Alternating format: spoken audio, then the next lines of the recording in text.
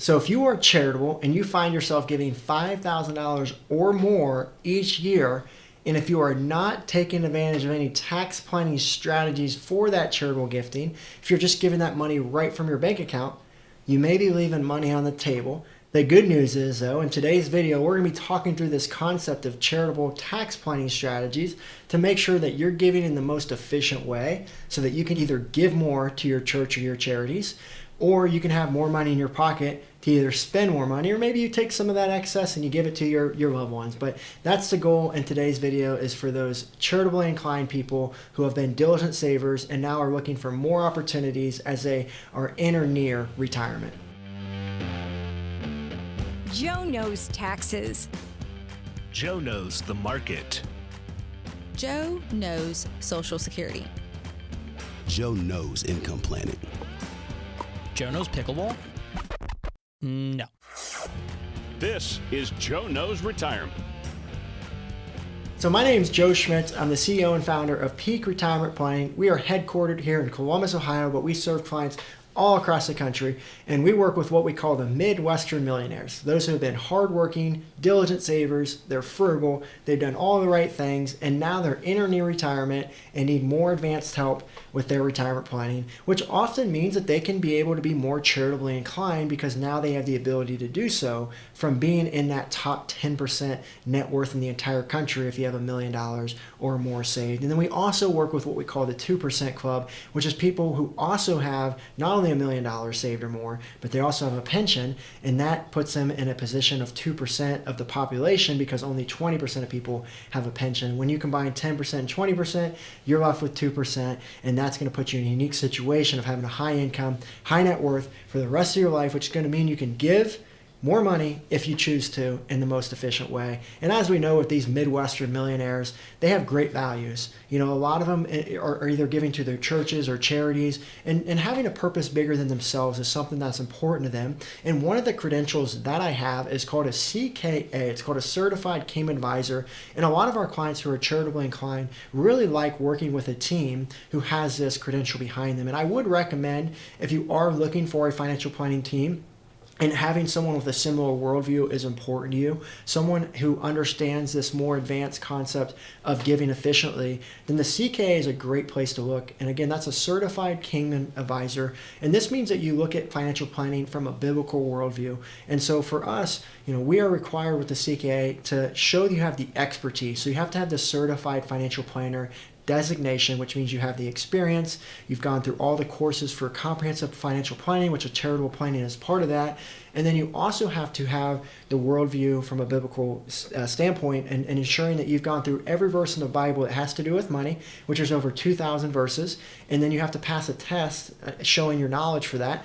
But then you also have to get pastoral references and clients references saying that you practice what you preach. And so it's a great credential if you are looking for someone who is like-minded. And a lot of people work with people they like and trust, so that could be a good gauge to make sure you're working with someone that is similar interest and values to you. And so for those of our clients who that's important to, we always try to be open about our faith. We are built on Christian principles and values here within our firm. We work with people who are believers and not believers, but you know, at the end of the day, you know, that's who we are, and we just try to be open about that. And so if you are watching this, whether you are the person that likes that CKA credential, or you just like to give to charities, we're going to be talking about all the strategies that you can put together if you are being more generous and more charitable inclined. And we use $5,000 as a number here because that's when these strategies really start to make sense. And then obviously the more money you give, the more opportunities you're going to have. So we're going to keep things simple today, but if you find yourself being very generous and have more advanced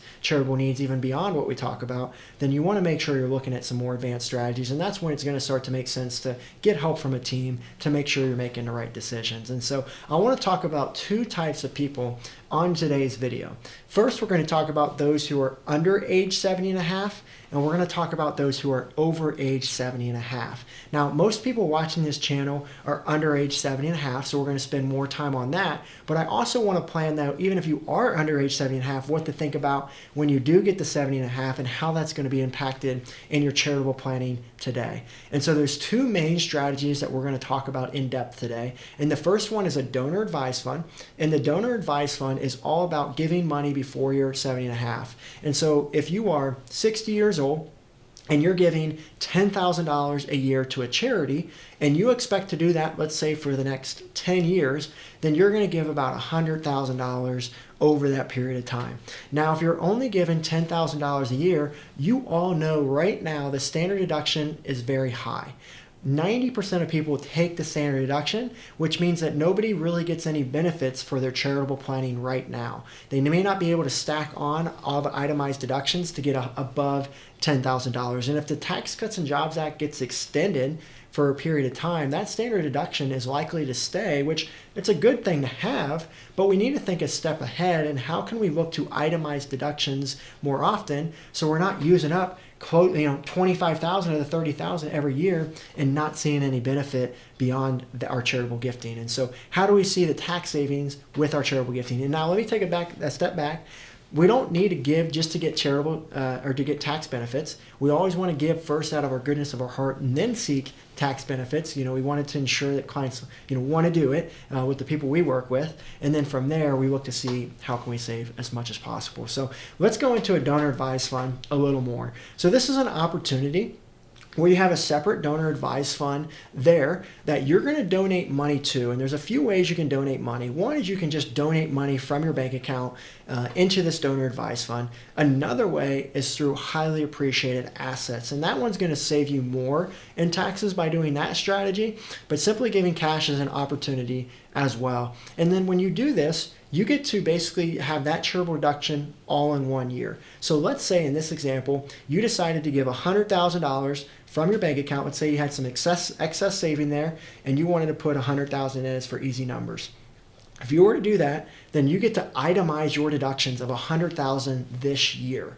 And what's great about this opportunity is you don't have to give that $100,000 to your charity all this year, and you can give to multiple charities if you wish. And so now you have the opportunity of taking that $100,000 and maybe giving $10,000 per year as you plan to.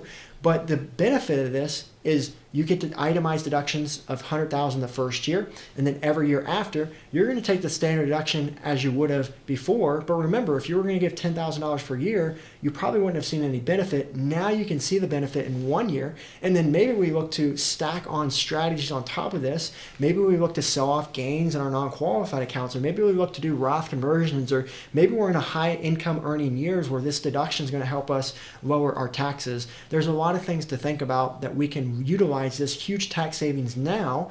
And if we do a Roth conversion as an example, now all that growth in that Roth moving forward is tax-free, and we can see the benefits compounded for years to come by getting ahead of this strategy now. And so some of you are probably thinking, well, Joe, that sounds great, but I don't have $100,000 lying around. And so that's where you can start to look at highly appreciated assets. And you can look at any asset you have that's highly appreciated and look to move either all of it or a portion of it into this. Maybe you have a rental property that you're selling. Well, in order to avoid capital gains on a portion of that, you could move a portion into the donor advised fund. Maybe you're selling it for $200,000. Maybe you move half the interest into the donor advised fund. And if you work with a company who has a donor advised fund or work with an advisor, they can help set all this up for you. And then that way you can avoid capital gains on that, because anytime you take a highly appreciated asset and move it to a donor advised fund, there's no taxes on that amount as long as you do it in the right way. And so what a lot of people do in the simplest way is maybe they've owned, for example, Apple stock since the beginning. Maybe they put in $10,000 up front and now it's worth $100,000. And if they sell off Apple stock, they're going to have a significant capital gains tax that they're going to have to pay on that. And that could be, 15% for most people out there. That could be almost a $15,000 tax if they want to do something with that money. So maybe an alternative is, again, they don't have the money in their bank account, but also they could just give this Apple stock to the donor advised fund and then sell it off within the donor advised fund, and there's no tax on any of that gain. You saved almost $15,000 in taxes, and then what else do we get the opportunity to do? We get to itemize our deductions for our charitable gifting moving forward. And so for those that are giving $5,000 or more, this is a place we always look at whenever they have a brokerage account. And then we always try to see, how many years do we have until around age 70 if we have the ability to, or maybe they want to give more and that allows us to put more into this donor advised fund, and now they have more flexibility. Now, one of the concerns with the donor advised fund is it is an irrevocable gift. Once you move it to the donor advised fund, you can't change it. And so that's something that's going to be important, is you can't go back and take it out for your own benefit. It has to go to a charity moving forward there. So you want to be aware of that. And then you also have to worry about the limits. If you give cash or if you give appreciated assets, then there's only so much of that you can use up each year based on a percentage of your income. And so you're going to want to make sure that you're doing it strategically, so you're utilizing that benefit there, that's 30% or 60% depending on how you give the assets of your AGI, to make sure you're making the use of it and not having any of that charitable gifting wasted. For most of our clients, they don't have issues being able to use up that amount, but it's always something to be aware of. Now, you're probably wondering why I keep bringing up the 70.5 age, and why that matters. And the reason why is because the next strategy we're going to talk about is called a qualified charitable distribution. Now, if you already are 70.5, then you can start doing this now. And this is where you take money from your IRA and you give it to a charity, and it's tax-free. So we know that if we normally take out money from our IRA, we have to pay taxes on it. And then this is a strategy where you don't have to worry about that. So we had a client one time that they were at 70.5, and they were just giving money to their charity, $10,000 a year, without worrying about it. They were taking the money out of their IRA, they were paying taxes, and then they gave it to the charity. They were paying about 25% all in taxes for their situation, so they were giving about $7,500 a year. And so we showed them, hey, now that you're 70.5, if you don't take the $10,000 out and you just give it directly to the charity, just one small change, you're going to save $2,500 every single year moving forward. And you can either put that in your pocket or you could give more to the charity. So just a simple strategy that can be very easy to do.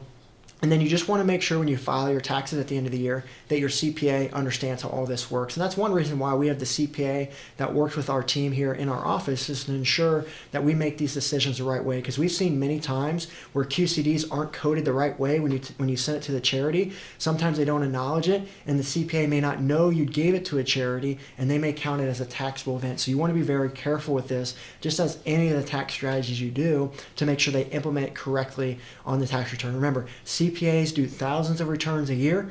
If your advisors and CPAs are not working together, you may be missing things that may not get seen or uncovered based on what they're doing for you throughout the year. If you're truly working with an advisor team that's doing full tax planning, especially when it comes to this charitable planning here. And so that's one of the reasons why we say do the donor advised fund up until 7.5, because typically we tell our clients to do the QCD once they reach 7.5. So remember, even though you're not 70.5, this is still something you want to plan for earlier on, so that you know to keep enough in your tax deferred dollars to plan for the QCD. For example, let's say that you have $1 million and you plan on giving $20,000 a year to charities throughout your retirement. Well, in that case, your RMD at 73 or 75, depending on when you're born, if you had $1 million at that point, you're going to be required to take out $40,000. But if you have this QCD and you're going to implement it, then you could give $20,000, which means you only have to take out $20,000. This QCD can count as part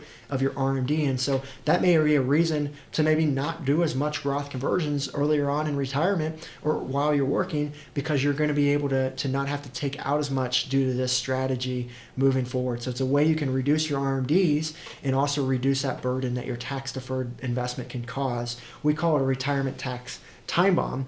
Is a consideration. So, for example, to kind of rewind, if you're 60 years old, maybe you're doing a donor advised fund until you're 70.5, and then do the QCD moving forward could be a strategy. So those are two of the charitable strategies that we're using very often for a lot of our clients. And again, there's a lot more advanced strategies out there. And if you are looking for some more advanced strategies on charitable planning or just tax saving strategies in general, then I talk about a lot of this stuff in my book called I Hate Taxes. And if you've watched all the way to the end, and for those who are charitable-minded, I'm sure you're going to put these tax saving strategies to good use and purpose bigger than yourself, and for the good of charities out there. And so because of that, I'm glad to offer you my book called I Hate Taxes. If you just go to the link below, you just click on the link, put in your address. Our team will send you out a copy of that book to make sure you can know all these different strategies out there, making sure you're implementing those successful. Because as I always say, you can know all this stuff, but it doesn't matter until you implement it. So I hope these can be valuable insights for you to make you more confident in implementing these strategies. And if you're working with an advisor who's not doing these strategies for you, make sure you're working with a team doing comprehensive planning, who is independent, who is going to help you with these decisions. So with that being said, thank you for being an avid viewer, and we'll see you on the next episode of Joe Knows Retirement.